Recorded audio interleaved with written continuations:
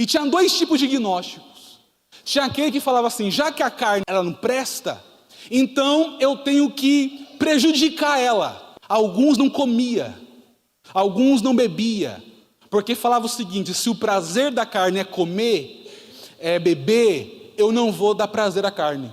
Eu vou me abster de comida. E alguns jejuavam dias, meses, fugia de festa para não ter prazer, justamente porque a matéria não presta, a carne não presta. E outro grupo de gnósticos tinha uma ideia assim: já que a carne moral não presta, então eu posso fazer o que eu quero com a carne, porque já é má mesmo.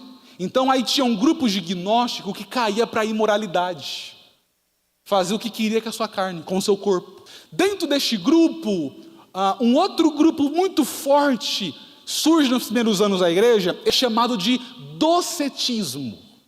O que os docetas diziam? Docetas falavam assim: carne não presta, então Jesus não tinha carne. Jesus não tinha matéria, ele era apenas um espírito. Ele era apenas uma aparição, um fantasma. Você acredita que tinha muita gente que cria nisso, nos primeiros anos da igreja? Tanto, prezados irmãos, que a Bíblia mostra muito texto refutando este pensamento. Ou você acha que é em vão, quando João escreve a sua primeira epístola, no capítulo 1, no versículo 1, João diz, a epístola de João, ele fala: nós vimos, ouvimos e apalpamos ele. O que João está querendo dizer? Nós vimos ele, nós ouvimos ele, mas além disso, nós tocamos nele.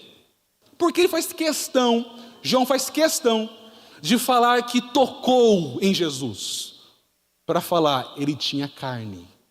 Como que eu toco em uma aparição, prezados? Os docetas, eles até criam que Jesus era Deus, mas não cria que Jesus era homem. Aí você entende o porquê que o próprio Paulo vai dizer no capítulo 15 de Corinto, ele fala: conforme eu aprendi com o Senhor, e o que está escrito nas Escrituras, vai trabalhando isso, e ele fala: Jesus Cristo morreu, foi sepultado e ressuscitou. Mas calma aí, por que Paulo faz questão de falar morreu e foi sepultado e então ressuscitou? Por que Paulo coloca isso? Como que eu sepulto uma aparição?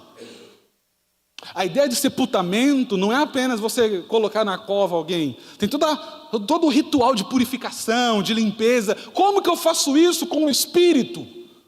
Paulo está falando, ele morreu, ele foi sepultado, mas ele ressuscitou. Por que você acha que o próprio Paulo vai dizer que nele habita corporalmente toda a plenitude da divindade? Porque está lá corporalmente. Por qual motivo? Para justamente trazer uma refutação a esses docetas.